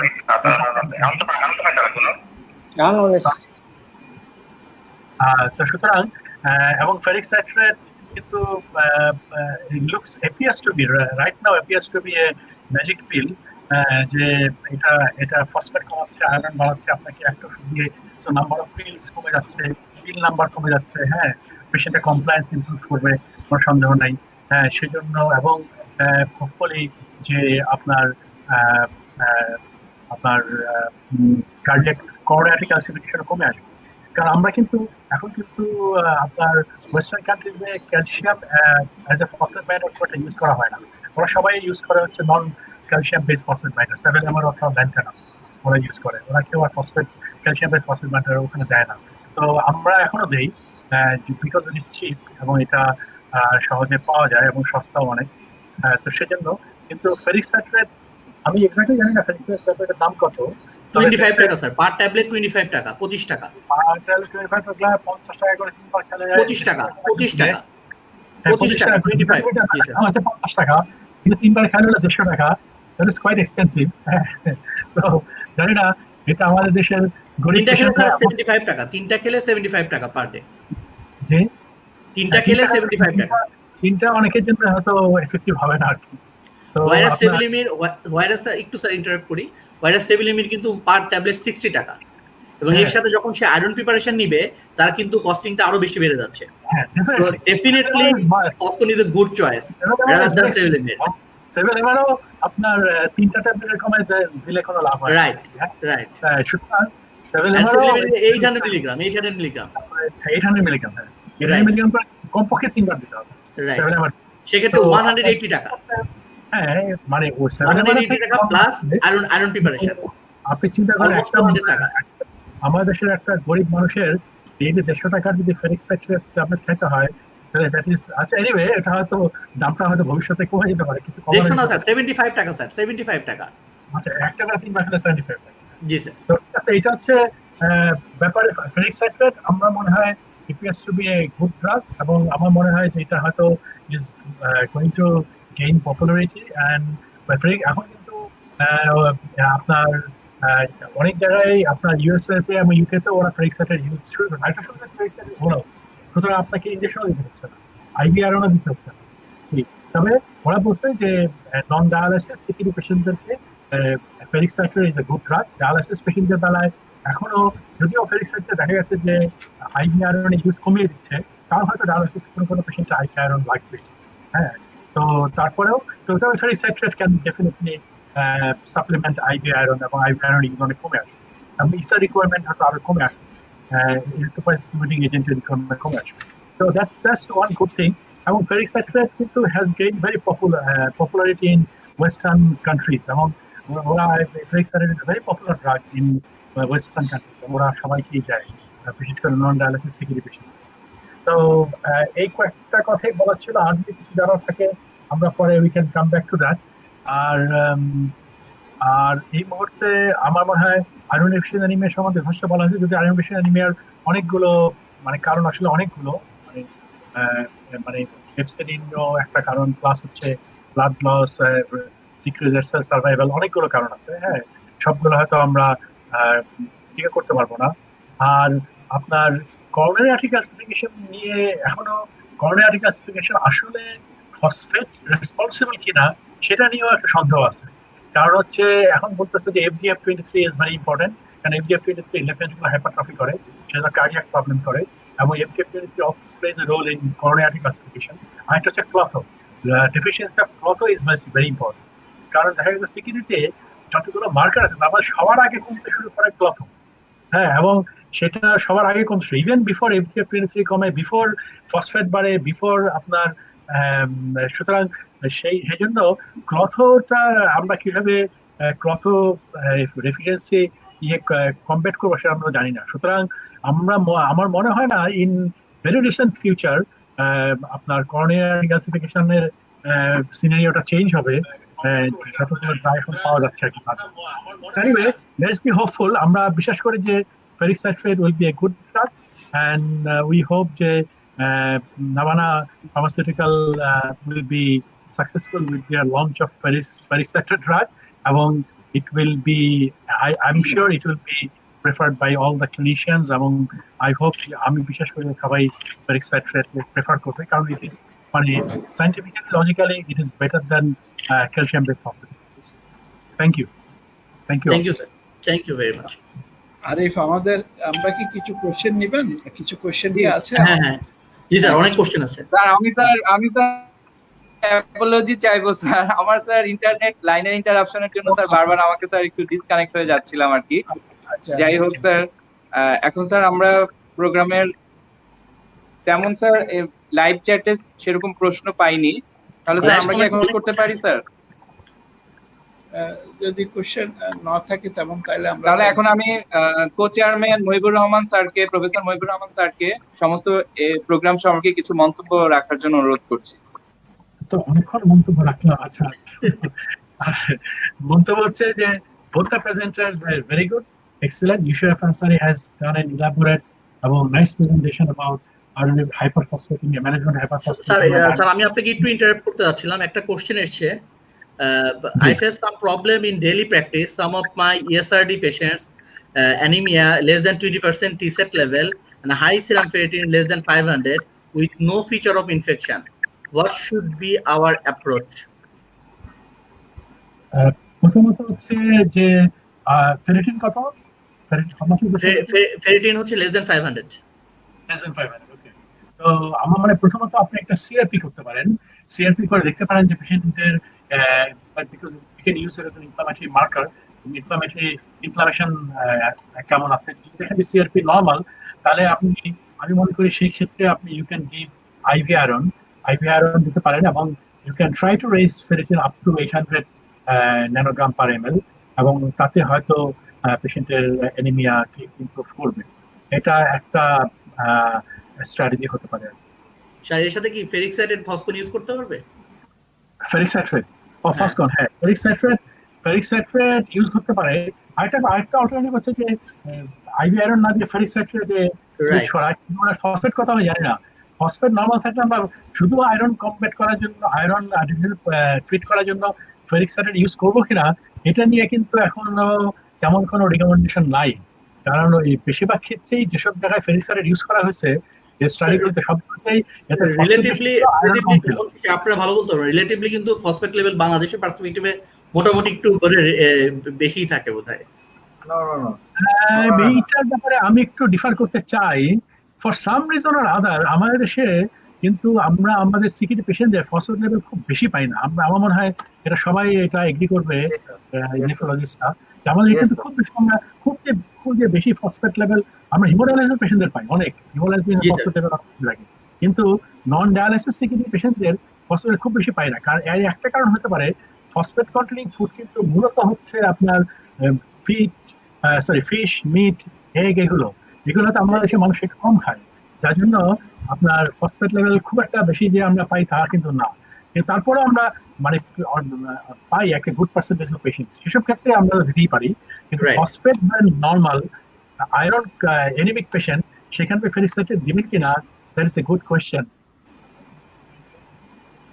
সেক্ষেত্রে ফসফেট লেভেলটা চেক করে দেখতে হবে আসলে। হ্যাঁ, চেক করে দেখতে হবে, এবং সেখানে আমার মনে হয় তো আমি আবারও এমফাসাইজ করবো যে আপনারা ভিটামিন ডি টেস্ট একটু করে নিন। আমরা কমন প্র্যাকটিসে অনেক সময় ভিটামিন ডি করি না, যদি আমি এখন করি। ভিটামিন ডি টেস্টটাও খুব এক্সপেন্সিভ, প্রায় 5,000 টাকা লাগে একটা টেস্ট করতে, 25 ভাইরাস ভিটামিন ডি। কিন্তু আমার মনে হয় এটা করাটা ভালো, কারণ সেই ক্ষেত্রে আপনি শুধু ভিটামিন D3, সেখানে কিন্তু ক্যালসিট্রাল না দিয়ে জাস্ট ভিটামিন D3 যেটা যায় সেটা দিলেই কিন্তু আপনার পেশেন্টের এই ক্যালসিয়াম ফসফেট এই সমস্যাগুলো অনেকটা কমবেটেড হয়ে যাবে। ওকে, ডক্টর আনসারীকে Shamim sir, professor Shamim Ahmed sir congratulation জানিয়েছেন ফর তার প্রেজেন্টেশনের জন্য। আরেকটা কোশ্চেন স্যার একটু বলতে যাচ্ছিলাম, phosphor ensures better phosphate control, also additionally increase serum hemoglobin and ferritin level in phosphor. Alternative of elemental iron and those need to take erythropoietin. ইরাথ্রোপয়েটিন এবং ivy আয়রনের যে ডিমান্ডটা সে কমিয়ে ফেলছে, এই ব্যাপারে স্যার জানতে চাইছো যে এই ব্যাপারে কি করা যায়? না, আইভি আয়রন এবং এরিথ্রোপয়েটিনের ডিমান্ড কমিয়ে ফেলতে তো ভালো, এটা পেশেন্টের জন্য বেনিফিশিয়াল, কারণ পেশেন্টের এরিথ্রোপয়েটিনের ডোজ কমলে পেশেন্টের খরচ অনেক কমে যাবে। হ্যাঁ, কারণ এটা তো বেশিরভাগ পেশেন্ট এরিথ্রোপয়েটিন এফোর্ড করতে পারে না। হ্যাঁ, এবং সেটা definitely it is doing a very good job. যদি এটা আপনার যেহেতু এটা হিমোগ্লোবিন বাড়ে, ফেরিটিন বাড়ে এবং আইভি আয়রন এবং এরিথ্রোপয়েসিস টিউমারিং এজেন্টের ডোজ কমে আসে, definitely it's doing a good job সেই দিক থেকে। সুতরাং সেদিক থেকে it is a very good drug. আমি একটা কথা বলতে চাই, এই যে স্টাডিগুলো হয়েছে লুইস এবং ইয়োকোহামায়, লুইস এটল এবং ইয়োকোহামা এটল, ওরা কিন্তু ইরাইথ্রোপয়েটিনের ডোজ কম লাগে এটা বলেন, ওরা বলছে আইভি আয়রন 50% কম লাগে সেটা বলছে। ওরা ওইটা বলছে, ওরা কিন্তু ইরাইথ্রোপয়েটিন কম লাগে এই কথাটা বলেনি। এবং ওরা বলছে ফসফেট কমে যায় 2.2 মিলিগ্রাম পার ডেসিলিটার পর্যন্ত ফসফেট কমে, এবং আইভি আয়রনের পার্সেন্টেজ 50% কমে যায়, বাট ইরাইথ্রোপয়েটিনের ডোজ কম লাগে, এটা কিন্তু ওদের স্টাডিতে ওরা বলে না। এই দুইটা স্টাডিতে বলে না, এই দুইটা কিন্তু বড় স্টাডি, যেটা ফেরিক সাইটেড নিয়ে, একটা হচ্ছে লুইস এটল আর একটা হচ্ছে ইয়োকোহামা এটল। বলছে একটা ইন্ডিয়ান স্টাডি আছে, ওটাতে বলছে ওরা আবার যে ইসা রিকোয়ারমেন্ট কমছে। হ্যাঁ, তো সেটা এটা হয়তো স্যার এই যে ইনডাইরেক্টলি কমে হয়তোবা, অর্থাৎ ইনডাইরেক্টলি এনিমিয়া কারেকশন হয়ে গেল তো ইরাইথ্রোপয়েটিন কম লাগবে স্যার, কম লাগবে। হ্যাঁ, ইন্ডিয়ান স্টাডিতে ওরা বলছে, ওরা ইন্ডিয়াতে ওরা করছে সেগুলো নন ডায়ালিসিস সিকিডি পেশেন্ট, ওরা বোধহয় খুব বেশি নাম্বার ছিল না, 130 জন ছিল ইন্ডিয়ান স্টাডিতে। ইন্ডিয়াতে ওরা করছে কয়েকটা টারশিয়ারি লেভেল হসপিটালে। তো সেক্ষেত্রে ওরা বলছিল, কিন্তু আবার যেগুলো আপনি যে স্টাডি কোট করলেন সেখানে আবার ওই ইসা সম্বন্ধে কোনো কমেন্ট করে নাই। ওরা বলছে মূলত আইভি আয়রনের রিকমেন্ড কমে যাচ্ছে, কিন্তু আইভি আয়রন রিকমেন্ড কমলেও that is a very good thing, কারণ আপনার একটা আইভি ঝামেলা থেকে আপনি বেঁচে যাচ্ছেন, যেখানে ওরালি খেলে আপনার ভালো হয়ে যাচ্ছে। আরেকটা জিনিস আমি একটু বলি যে আরেকটা drug is in the pipeline, সেটা চলে আসবে হয়তো, রক্সাডুস্টাট। ওটা হচ্ছে হিপ অ্যাক্টিভেটর বা ফ্লোরাল হাইড্রোক্সিলেজ ইনহিবিটর, যেটা হিপ মানে হাইপক্সি ইন্ডিউসিবল ফ্যাক্টরকে স্টেবিলাইজ করে। তো ওইটাও কিন্তু ওরাল ড্রাগ। হ্যাঁ, তো সুতরাং ওইটা আসলে ইসার হয়তো জানে রক্সাডুস্টাট নিয়ে একটাই শুধু কোয়েশ্চেন এখন, রক্সাডুস্টাট ম্যালিগন্যান্সি বাড়ায় কিনা এটা নিয়ে একটা কোয়েশ্চেন আছে। সেটার কয়েকটা চলতেছে, ফেজ 3 ট্রায়াল হয়ে গেছে কয়েকটা, এবং ওরা একটু দেখতে চাচ্ছে যে লং টার্ম ইউজে কারো ম্যালিগন্যান্সি ইনসিডেন্স অফ ম্যালিগন্যান্সি বাড়ে কিনা, কারণ অ্যানিম্যাল মডেলে একটা জায়গায় ওরা ইনসিডেন্স অফ ম্যালিগন্যান্সি পাইছে উইথ রক্সাডুস্টাট, মানে হিপ অ্যাক্টিভেটর বা ফ্লোরাল হাইড্রোক্সিলেজ ইনহিবিটর। তো সেই জন্য ওরা হিউম্যান ট্রায়ালে দেখতে চাচ্ছে। তো সেইটার পরে যদি এটা ম্যালিগন্যান্সি ইনসিডেন্স না বাড়ে, তাহলে it will B a magic drug, কারণ হচ্ছে যে এটা ওরালি খাইতে হবে, খাবেন আপনি। আপনার এই লাগবেই না আপনার ইনজেকশন, এবং it is better then erythropoietin, কারণ এটা হেপসিডিন লেভেলও কমায়, কারণ এই ফ্লোরাল হাইড্রোক্সিলেজ ইনহিবিটর গুলো হেপসিডিন লেভেল কমায়। পরে আপনার যে আপনি যে বললেন যে রেটিকুলার ব্লক যে আছে যেগুলো, সেখানেও আপনার এই রক্সাডুস্টাট এফেক্টিভ হবে। তো এবং ওরা দেখাইছে যে রক্সাডুস্টাটের effectiveness is independent of CRP level. তো সিআরপি লেভেল যাই হোক, doesn't matter, roxadustat is effective. সুতরাং এটা যদি চলে আসে, এটা তাহলে ইট উইল বি, আমার মনে হয় it will revolutionise the anaemia management in CKD patient. Sir আপনি স্যার ঠিকই বলছেন যে ফেরিক সাইটেট যদি স্যার ইয়ার বিকল্প হয়, অর্থাৎ যে আয়রনের বিকল্প হয়, এটা কিন্তু ইএস এর বিকল্প। হ্যাঁ, ইএস এর বিকল্প হচ্ছে রক্সাডুস্টাট, ইট ইজ নট এ বিকল্প অফ আয়রন থেরাপি। এবং আপনি ঠিকই বলছেন স্যার, এবং এই রক্সাডুস্টাট এবং ডেপ্রোডোস্টাট দুটেই কিন্তু ফেজ 3 ট্রায়াল আছে এখন। ফেজ 3 ট্রায়াল আছে, হ্যাঁ ফেজ 3 ট্রায়াল আছে, অনেক ট্রায়াল দিচ্ছে, কিন্তু বহুদিন ধরে ডেভেলপ ট্রায়াল দিচ্ছে। তার একটাই কারণ যে অ্যানিমেল মডেলে দেখছে ওরা যে কয়েকটা ম্যালিগন্যান্সি পাওয়া গেছে। এখন মানুষে এটা হয় কিনা এটা নিয়ে ওরা কিছু দিত, কারণ ওরা they cannot introduce any drug which will increase the incidence of malignancy। তো সেটা নিয়ে লম্বা সময় ধরে ট্রায়াল চলতেছে, হোপফুলি another 2-3 years এর মধ্যে এর বাজারে চলে আসবে। আর এবং এই ড্রাগটা আসলে স্যার বিশাল একটা রিভলিউশন হবে, তখন ইএসএ থেরাপি আসলে বিশাল অনেক কমে যায়। ইএসএ থেরাপির মানুষ করে আসবে হয়তো, ইসা কোম্পানি সব বন্ধ হয়ে যাবে। স্যার ম্যাক্সিমাম ওরাল ড্রাগ এগুলো। হ্যাঁ, ওরাল ড্রাগ তো সুবিধা হচ্ছে, এটা ওরাল ড্রাগ এবং আপনার কোনো ইনস্টিটিউশন কোনো ঝামেলা নাই, ওরাল ড্রাগ। এবং দাম আমি জানি না কত হবে, দাম এটাই স্যার কনসার্ন, কারণ যেগুলো পাইপলাইন আছে এগুলো আমরা খবর নিয়ে দেখেছি, এগুলো হিউজ এক্সপেন্সিভ। এটা আসলে আমাদের দেশের মানুষরা কতটুকু মানে এটা অ্যাফোর্ড করতে পারবে, দ্যাট ইজ দ্য কোশ্চেন। গত 7 বছর ধরে ওরা মানে ডেভেলপমেন্টে আছে, মোর দেন 7 ইয়ার্স, গত 7 বছর ধরে ওরা কত ইনভেস্ট করতে হবে বুঝতে পারতেছেন। এটা তো হবেই।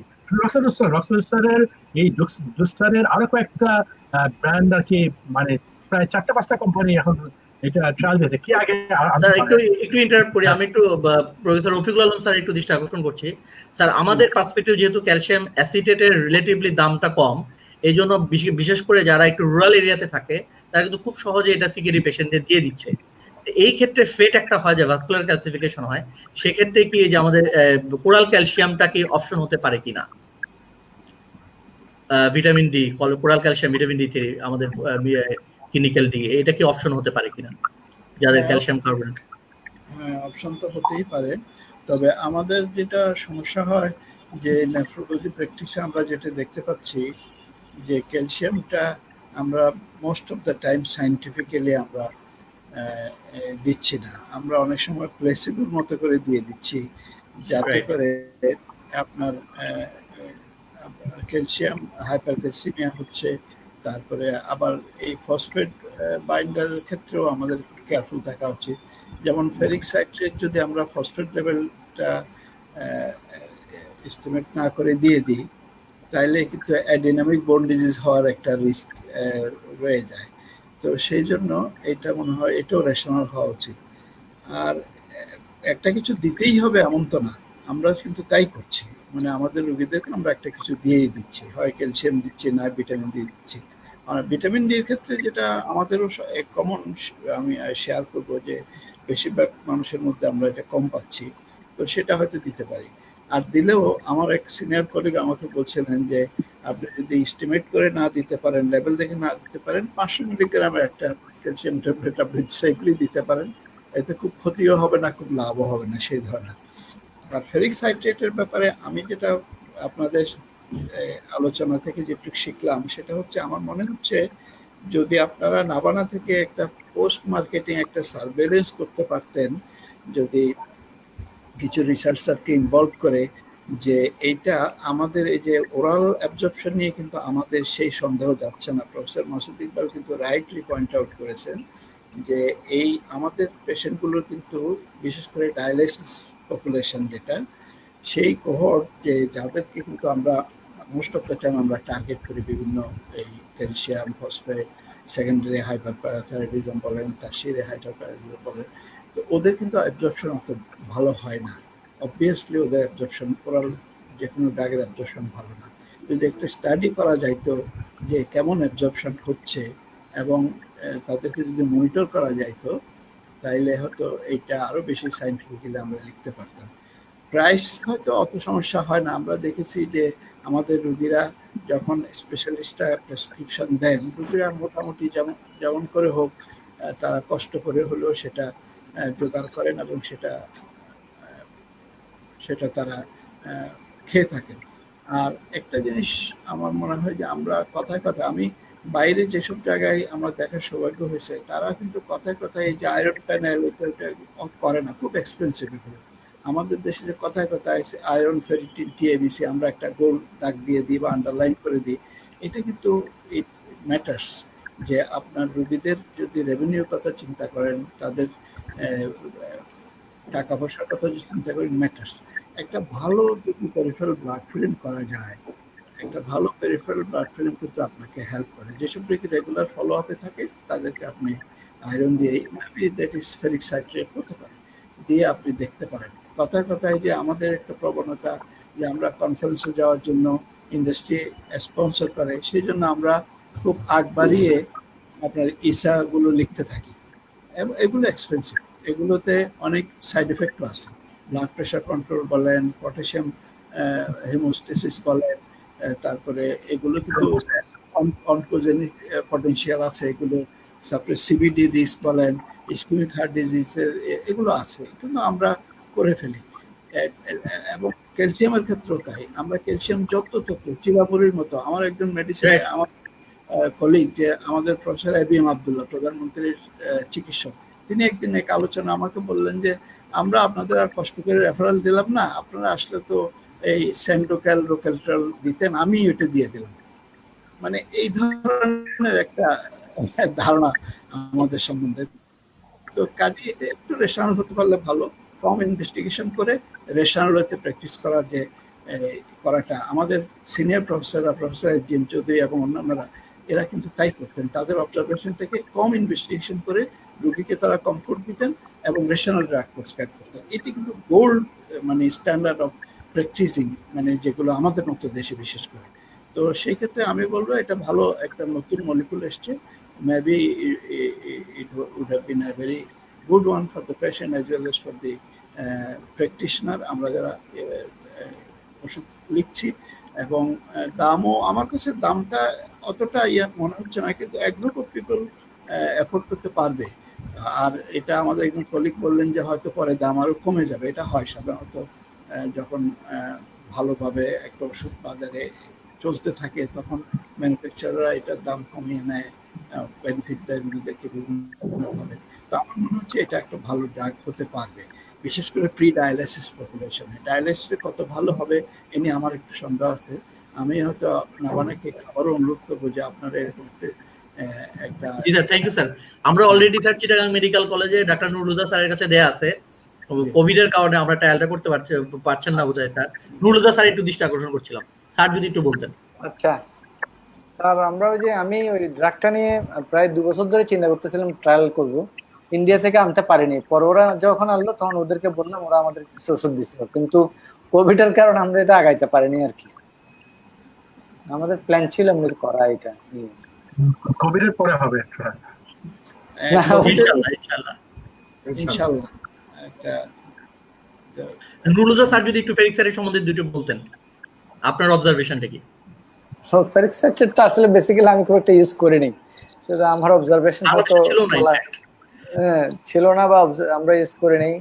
আর যেটা আমরা স্টাডিগুলি থেকে দেখছি, স্যাররা যেটা বললো, এটা হয়তো ভালো ড্রাগ হবে আমার মনে হয়। তবে স্যার যেটা বললো যে আমাদের দেশে তো অ্যাবজর্পশনটা কতটুকু হচ্ছে বা সেটাও একটা বিষয়। এমনিতে ওরাল আয়রন সাধারণত 50% বেশি অ্যাবজর্ব হয় না, 40 to 50% অ্যাবজর্ব হয়। এই ড্রাগটার কতটুকু অ্যাবজর্পশন সেটা তো আমরা জানি না, কতটুকু হবে, বায়োঅ্যাভেলেবিলিটি কতটুকু হবে এটা খাওয়ার পরে। এগুলি সবকিছুর উপর নির্ভর করতেছে ড্রাগের। আর এই ড্রাগ হয়তো আমাদের পপুলেশনে কেমন হবে সেটাও তো আমাদের দেখতে হবে। আমরা তো এই যত স্টাডি আছে সব বাইরে, আমাদের দেশে তো কোনো স্টাডি নেই। আমাদের দেশের মানুষের দেখি ইন্ডিয়ান স্টাডিটা আছে, ইন্ডিয়ান স্টাডিতে কিন্তু ভালো রেজাল্ট পাওয়া গেছে ফেরিক সাইডে। হ্যাঁ, হয়তো আমরা আশা করছি ইন্ডিয়াতে যদি ভালো আসবে। হ্যাঁ, হয়তো যেহেতু ইন্ডিয়া আর আমাদের পপুলেশন অলমোস্ট সেম, আমরা ধরে নিচ্ছি হয়তো আমাদের মানে ভালো পাওয়া যাবে। আর মনে হয় না ইন্ডিয়া তো অত বেশি চলে, কারণ আমি আমার গত 2 বছর ধরে ইন্ডিয়া থেকে আনার বহুত চেষ্টা করছি, আমি কিন্তু পারিনি আনতে। হ্যাঁ না, ইন্ডিয়া তো খুব বেশি যে চলে আমার ধারণা, কারণ আমি অনেক জায়গায় খুঁজে নিচ্ছি, দেখি যে অ্যাভেলেবেল নয় ইন্ডিয়া তো সব জায়গায় না। যেহেতু অ্যাসোসিয়েশন অফ ফিজিশিয়ান অফ ইন্ডিয়ারা এই স্টাডিটা করেছে, ডেফিনেটলি এরা ওদের ভালো একটা ভ্যালু আছে ওদের দেশে হয়তো। যাই হোক, আমি একটু মাসুদ ইকবাল স্যারের দৃষ্টি আকর্ষণ করছিলাম। ডাক্তার মাসুদ ইকবাল স্যার, আপনার কমেন্টসটা যদি করতেন about program and very excited.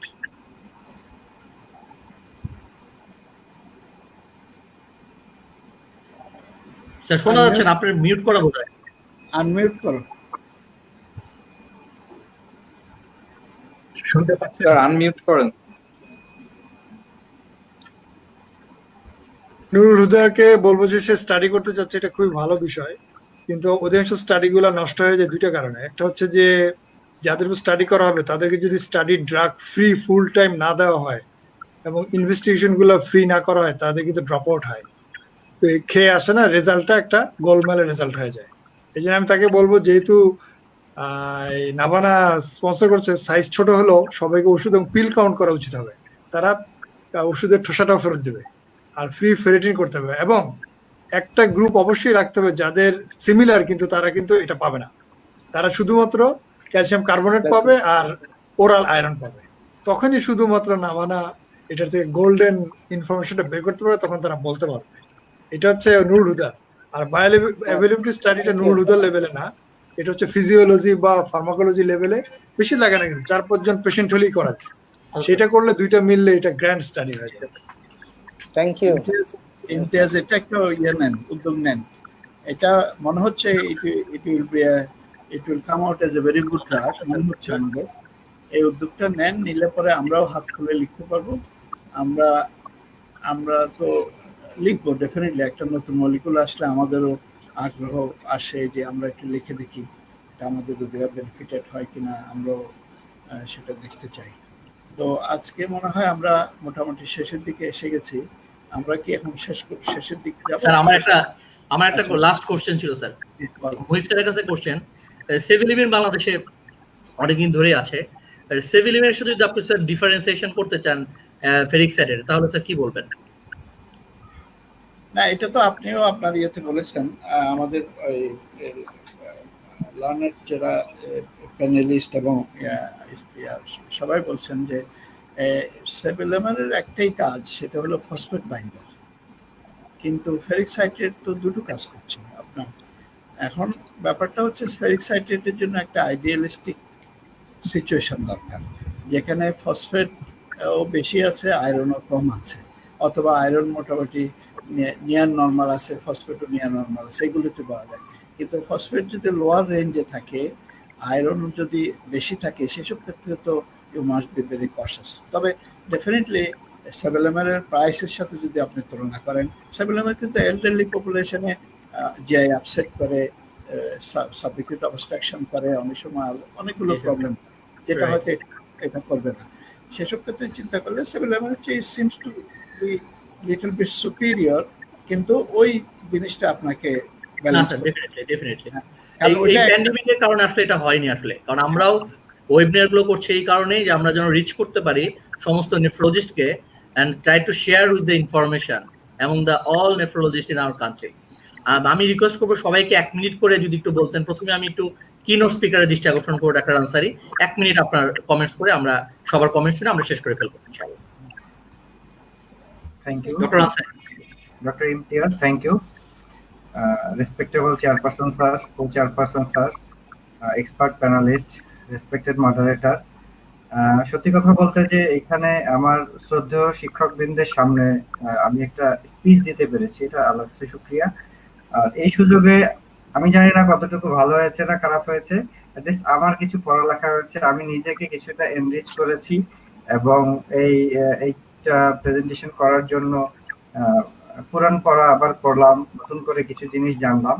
তো thanks Navana to give me this opportunity to present in and also me also my respected teachers.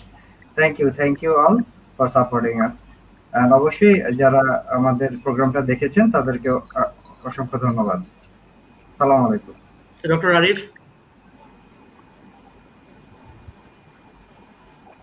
Actually আমি অ্যাপোলজি চাচ্ছি, বারবার লাইন ইন্টারাপশনের জন্য আমি কমিউনিকেট করতে পারিনি।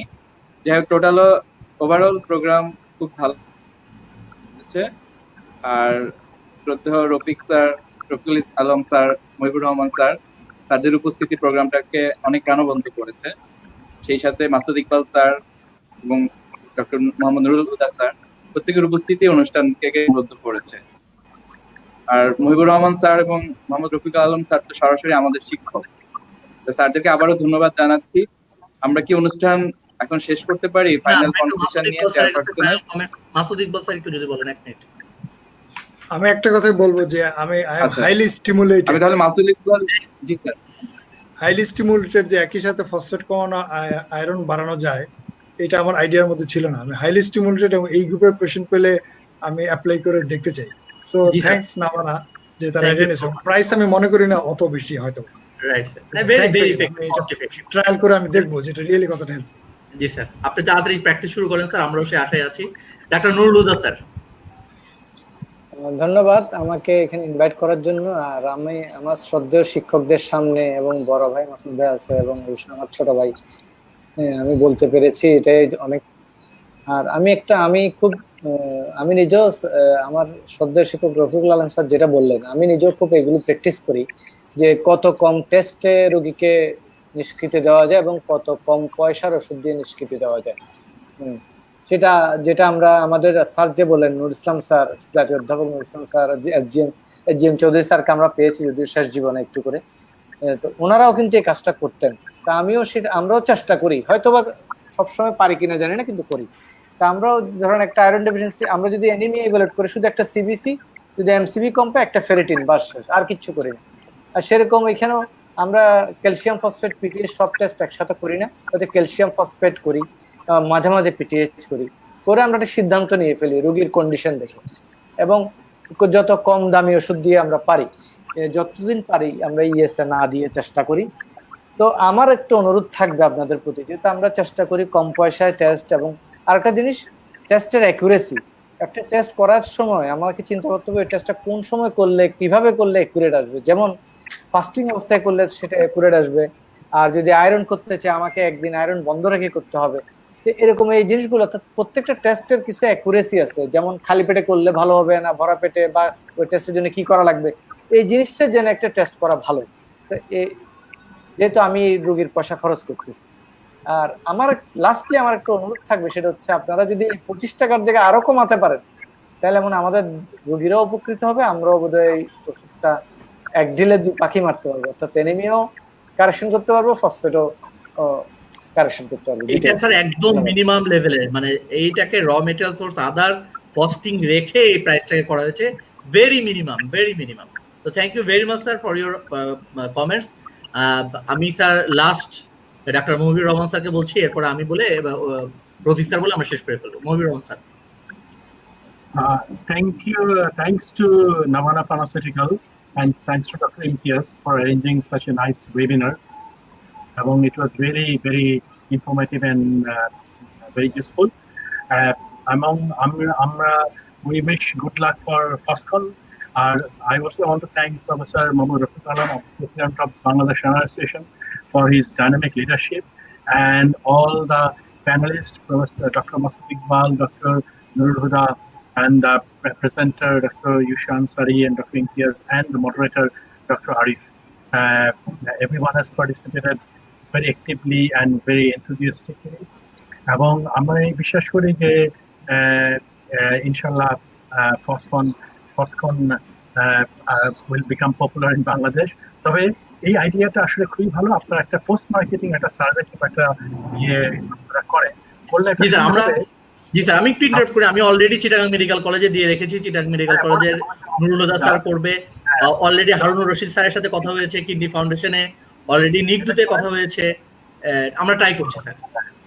এটা করলে এটা হবে, এই ডাটা দিয়ে আপনি সারা বাংলাদেশের নেফ্রোলজিস্টকে বুঝাতে পারবেন যে আমরা ইট ওয়ার্কস ইন বাংলাদেশ। হ্যাঁ, আমি জানি it works in USA, it works in UK, or it works in India. আমরা এখন if you can prove that it works in Bangladesh, তাহলে everyone will be convinced. সুতরাং আমি বিশ্বাস করি যে এইটা করা উচিত, আপনাদের যতটা মানে এফোর্ট দিতে হয় দিবেন, এবং আশা করি একটা সার্ভে হলে এটা খুবই ভালো হবে, এবং এটার রেজাল্টটা will be helpful for you as well.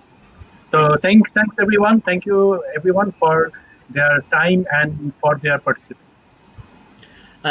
I would like to thank Professor Dr. Mohammad Rafiqul Alam sir as a chairperson, Professor Mohibur Rahman co-chairperson, as a panel expert Dr. Nurul Huda, Dr. Masood Iqbal, our keynote speaker Dr. Ansari, and rapporteur Dr. Arif. Thank you so much for being here with us and give your valuable time with us, your precious time. I'd like to thank on behalf of Navana Pharmaceuticals and Joe Lislam Company.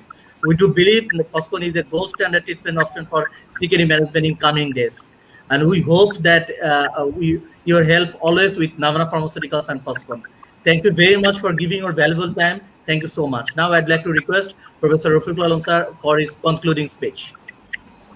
ধন্যবাদ doctor Imtiaz. প্রথমেই তো নাভানা ফার্মাসিউটিক্যালকে অবশ্যই ধন্যবাদ দিতে হচ্ছে, কারণ হলো Navana pharmaceuticals চাইলে, ব্যবসা করতে চাইলে তো ভিটামিন বিক্রি করেও প্রচুর পয়সা কামানো যায়, কিন্তু নাভানা ফার্মাসিউটিক্যাল সাইন্টিফিক একটা অ্যাপ্রোচ নিয়েছে, যে তারা একটা নতুন মলিকুল আমাদের দেশে নিয়ে এসছে আমাদের জন্য, আমাদের রোগীদের জন্য। এই জন্য আমি অবশ্যই তাদের ধন্যবাদ জানাবো। এই ওয়েবিনারগুলো যে করছেন, তার মানে তারা more and more they are becoming engaged in scientific endeavors.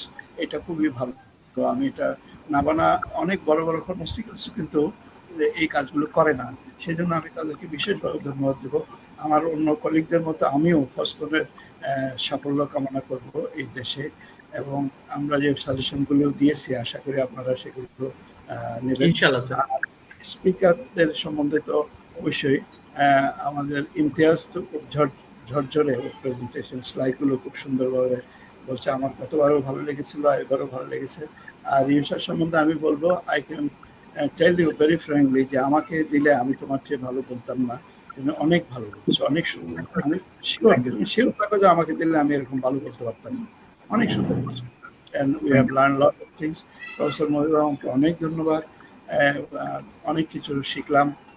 তারপরে মাসুদ ইকবালে কিন্তু আপনারা জানেন কি না, আমাদের নেফ্রোলজিদের মধ্যে অনলি ফিউ পিপল যারা রিসার্চ এবং এই একাডেমিক দিকটাকে বেশি আপহোল্ড করে। Masud Iqbal is one of those talented people, এবং তাকে আপনারা কাজে লাগাতে পারেন। Professor Nurul Huda very much favourite to me, আমার খুবই প্রিয় ভাজন একজন। আমি প্রায় তার সাথে একটা শেয়ার করি, আমরা দুজনে অনেক কিছু নিয়ে ডিসকাস করি, আমরা শিখি একজন আরেকজন করতে।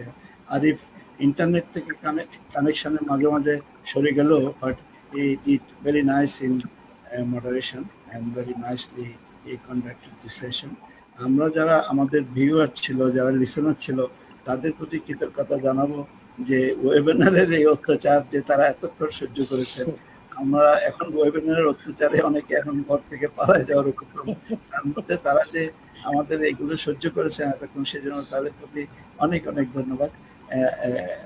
অনেক স্টুডেন্টরা দেখছে স্যার, অনেক গ্রাজুয়েট পোস্ট গ্রাজুয়েট স্টুডেন্টরা কিন্তু দেখছে, এমডি স্টুডেন্টরা আমাদের প্রচুর কমেন্টস এসেছে। তারাই তো জি স্যার, তারাই আমাদের প্রাণ, তারাই আমাদের সিনেমার নায়ক নায়িকারা বলেন, ফুটবলাররা বলেন, তারা যেমন এক শ্রেণীর দর্শককে টার্গেট করে তাদের পারফর্ম করে, আমাদের প্রাণ হচ্ছে আমাদের। এক্স্যাক্টলি তাদেরকে সামনে রেখেই কিন্তু সবকিছু উৎসাহ পায়, বেলায় স্ক্রিনের সামনে বসে তাদের জন্য সবকিছু। তাদেরকে অভিনন্দন জানাই, সবাইকে ধন্যবাদ জানাই। সবাই ভালো থাকুন, সুস্থ থাকুন। জি sir, thank you very much sir. আসসালামু আলাইকুম। আসসালামু আলাইকুম। আসসালামু আলাইকুম। Thank you. সালাম স্যার। আসসালামু আলাইকুম।